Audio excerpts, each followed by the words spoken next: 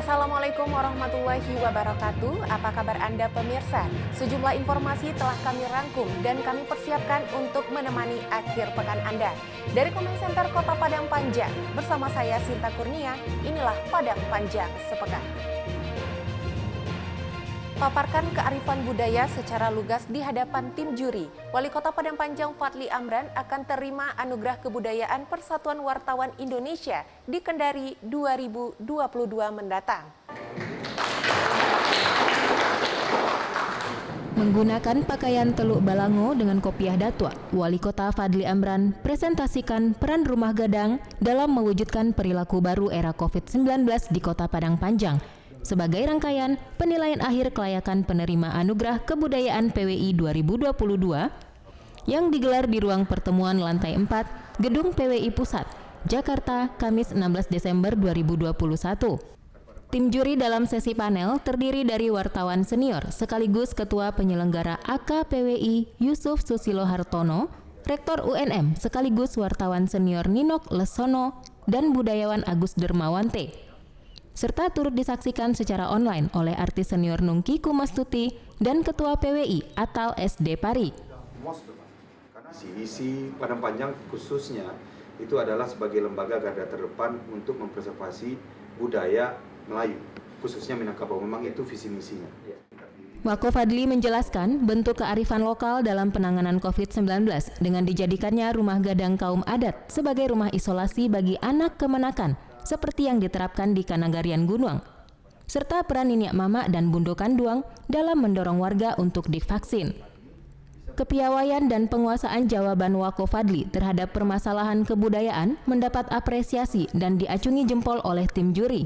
Hasilnya, setelah melakukan rapat di Kamis malam, tim juri menetapkan Wako Fadli pantas dan sangat layak menerima Anugerah Kebudayaan PWI 2022 yang akan diberikan bertepatan dengan penyelenggaraan HPN di Kota Kendari, Sulawesi Tenggara, 9 Februari 2022. Mariulis Max dan juru kamera Momo, Padang Panjang TV. Antusias yang luar biasa dari penonton mengiringi kemenangan dari Bank Nagari FC sebagai juara turnamen Wali Kota Padang Panjang Cup 1 setelah mengalahkan Pemko Sawah Lunto. Kesebelasan Persatuan Sepak Bola atau PS Pemko Sawah Lunto harus mengakui keunggulan tim Bank Nagari FC atau BNFC pada partai puncak perhelatan turnamen Wali Kota Padang Panjang Cup 1 yang digelar di Lapangan Gunung, Kelurahan Ganting, Kecamatan Padang Panjang Timur, Ahad 19 Desember 2021 sore.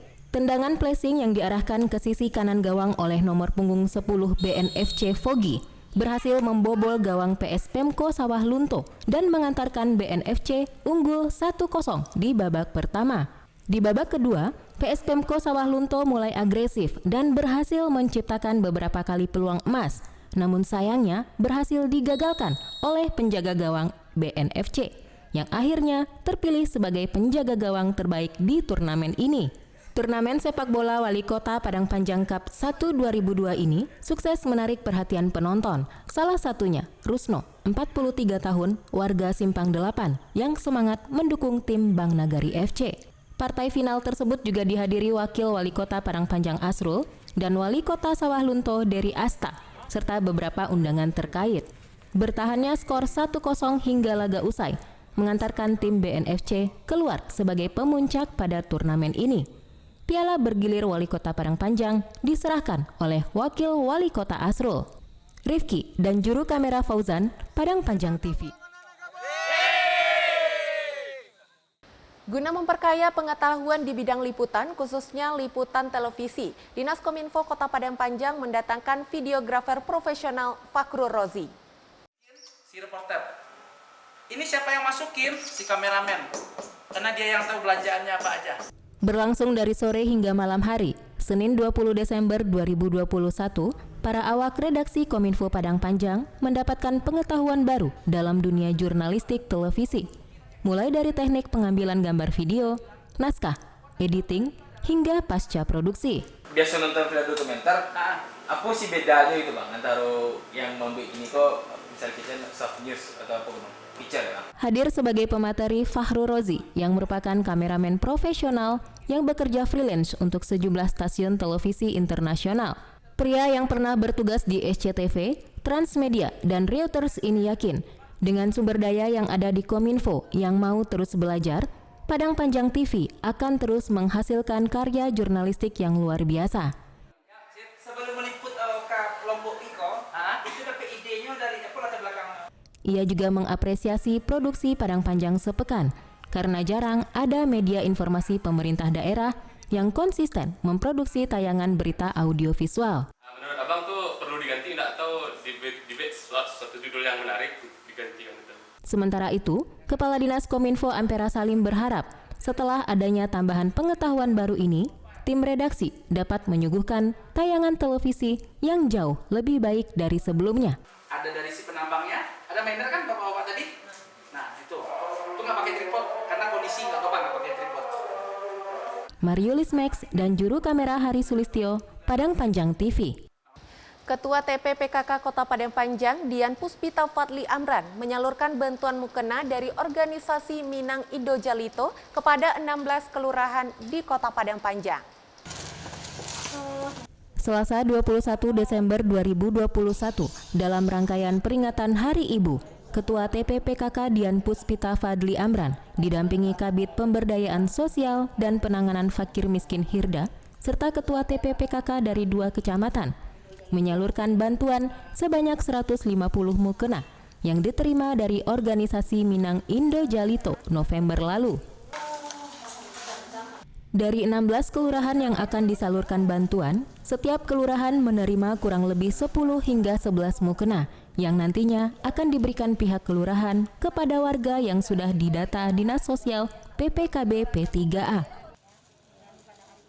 Bunda Dian berterima kasih kepada organisasi Minang Indo Jalito yang telah memberikan bantuan dan berharap mukena ini dapat bermanfaat untuk penerimanya. Neti Herawati, warga RT 17 Kelurahan Balai-Balai, Kecamatan Padang Panjang Barat, berterima kasih pada PKK Padang Panjang dan organisasi Indo Jalito yang sudah menyalurkan bantuan mukena dan berharap ke depan akan ada bantuan-bantuan lainnya. Sementara itu, Sri Suratmi, warga RT 3 Kelurahan Tanah Pak Lambi, Kecamatan Padang Panjang Timur, berharap setiap kali ia memakai mukena ini, sebanyak itu pula limpahan rezeki yang akan diberikan Allah Subhanahu wa Ta'ala kepadanya dan penyumbang bantuan tersebut. Yuli Guslinda dan juru kamera Ulia, Padang Panjang TV. Peringati Dies Natalis ke-56, Institut Seni Indonesia Kota Padang Panjang menggelar sidang senat terbuka dan orasi ilmiah di Gedung Pertunjukan Huriah Adam. Hadir dalam sidang terbuka senat dan orasi ilmiah tersebut, Asisten 3 Sekretariat Daerah Pemerintah Provinsi Sumatera Barat, Andri Yulika, yang menyebutkan di era revolusi industri 4.0 atau era Internet of Things atau IoT, manusia dituntut untuk menjadi pribadi sedia setiap saat, real time, on demand, dan terbuka. Sehingga diharapkan siap memenangi persaingan global dan selalu mengembangkan ilmu pengetahuan untuk bersiap menghadapi tantangan besar yang akan terjadi di era revolusi industri 4.0 saat ini. Sementara itu, Rektor ISI Novesar Jamarun dalam sambutannya menyampaikan perlu sikap dan penyesuaian dalam mengikuti perubahan. Dengan potensi yang dimiliki, baik alumni maupun civitas akademika, ISI hadir dengan fasilitas yang memadai, kampus biru yang siap bersaing baik nasional maupun internasional. Tentu saja 56 tahun yang lalu sangat berbeda dengan apa yang ada hari ini. Kita bisa menikmati tentu saja hasil perjuangan saudara-saudara kita yang telah melakukan sebelum hari ini. Guna menerapkan kampus Merdeka, Merdeka Belajar, ISI terus tumbuh dan berkembang. Di antaranya dengan bergabungnya ISI dalam penerimaan mahasiswa baru secara nasional, serta semua program studi yang telah terakreditasi. Tahun ini, ISI menghadirkan 2 program baru S1 dan 2 program di pasca sarjana. Ditambahkan Novesar, peringatan Dies Natalis ke-56 tahun ISI sebagai evaluasi dan introspeksi atas apa yang telah dilakukan 56 tahun sebelumnya. Andes dan juru kamera Ulia, Padang Panjang TV. Sentuhan Minangkabau mewarnai peringatan Hari Ibu ke-93 di Auditorium Mifan Waterpark yang dibuka langsung oleh Wali Kota Padang Panjang Fadly Amran pada Rabu 22 Desember 2021. Sentuhan Minangkabau tersebut terlihat dari pakaian adat yang dikenakan seluruh pengurus dan anggota berbagai organisasi wanita dan sejumlah tamu yang datang pada peringatan Hari Ibu ke-93 di Kota Padang Panjang. Wako Fadly dalam sambutannya menyampaikan, baju adat budaya Minangkabau yang dikenakan menunjukkan keberagaman sebagai jati diri dan kekayaan bangsa yang mempersatukan. Dr. Dian menyampaikan, Hari Ibu mengingatkan kebangkitan kaum perempuan yang berkaitan erat dengan perjuangan bangsa dan dimaknai dengan menggalakkan rasa persatuan serta tekad terciptanya perdamaian.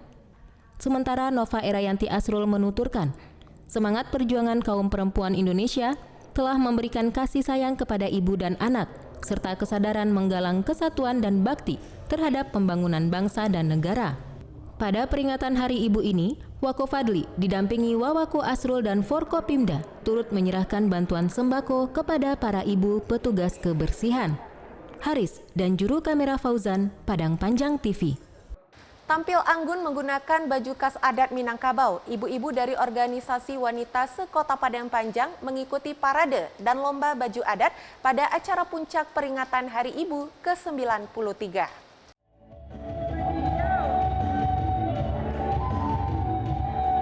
Bertempat di Auditorium Mifan Waterpark, Rabu 22 Desember 2021, parade dan lomba baju adat diikuti oleh para ibu dari berbagai organisasi wanita sekota Padang Panjang.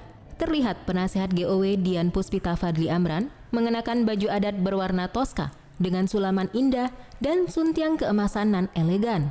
Diiringi Ketua GOW Nova Erayanti Asrul yang memakai baju kurang basiba bersama Ketua Dharma Wanita Sri Hidayani Soni Budaya, Ketua Persatuan Istri Anggota Dewan Miss Novia Mardiansyah, serta Ketua Bayangkari Polres Padang Panjang Oli Novianto.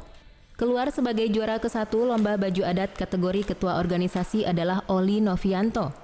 Sementara itu, kategori perwakilan organisasi wanita diraih perwakilan organisasi Bundo Kanduang Nagari Gunung, Rova Angelina. Bunda Dian mengatakan, menjaga dan melestarikan budaya adalah tugas bersama dengan memelihara dan memperkenalkan lebih dari 100 pakaian adat yang dimiliki kepada generasi muda. Indonesia. Tema sentral pembahasan Kongres Perempuan tersebut adalah memperjuangkan hak-hak perempuan dalam perkawinan. Haris dan juru kamera Fauzan, Padang Panjang TV. Pimpin rapat internal Kepala BPS Kabupaten dan Kota seprovinsi Sumatera Barat. Kepala BPS Provinsi Herum Herawati mengagumi Kota Padang Panjang sebagai tuan rumah. Secara khusus memang kami agendakan untuk mengunjungi lokasi ini yang merupakan salah satu kebanggaan kita, objek wisata yang di dalamnya menyimpan banyak sekali dokumentasi yang berkaitan dengan sejarah Kota Padang Panjang, juga itu merupakan kekayaan budaya yang harus kita lestarikan. Kepala Badan Pusat Statistik atau BPS Provinsi Sumatera Barat Herum Herawati mengunjungi Padang Panjang untuk memimpin rapat internal pimpinan BPS Kabupaten Kota se-Sumatera Barat sejak Rabu 22 Desember 2021. Padang Panjang terpilih sebagai tuan rumah rapat ini karena kota ini terkenal dengan sejarah, kebudayaan, pendidikan, smart city, kota literasi, dan kuliner. Herum mengatakan, Padang Panjang memiliki dokumentasi bersejarah dalam rumah adat PDIKM, serta terkenal dengan pendidikannya. Ada Diniah Putri dan Tawali Putra. Sebagai instansi vertikal, BPS menjadi salah satu agen wisata yang akan menginformasikan kekayaan wisata ke berbagai daerah. Sementara itu, Kepala BPS Padang Panjang Arius Jonaidi bangga, Padang Panjang terpilih menjadi tuan rumah rapat BPS yang bertujuan mengevaluasi kegiatan tahun 2021 dan persiapan kegiatan di tahun 2022. Selain mengunjungi PDIKM, rombongan juga mengunjungi Canting Buana, salah satu penghasil batik terbaik di Padang Panjang. Cigus dan juru kamera Fauzan, Padang Panjang TV. Guna meningkatkan rasa aman dan nyaman pada perayaan Natal dan Tahun Baru, apel gelar pasukan Operasi Lilin tahun 2021 digelar, yang dipimpin langsung oleh Wali Kota Padang Panjang, Fadly Amran. Dengan operasi lilin, tingkatkan sinergi Polri dengan instansi terkait untuk keamanan dan kenyamanan pada perayaan Natal dan Tahun Baru atau Nataru dengan memperhatikan protokol kesehatan.